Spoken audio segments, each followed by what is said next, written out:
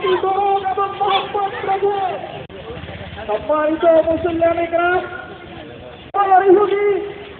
তথা ইসরায়েলিরা তার ধারাবাহিকতায় মুসলমানদেরকে হত্যা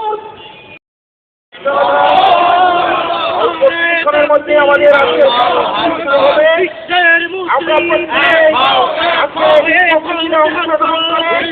আমরা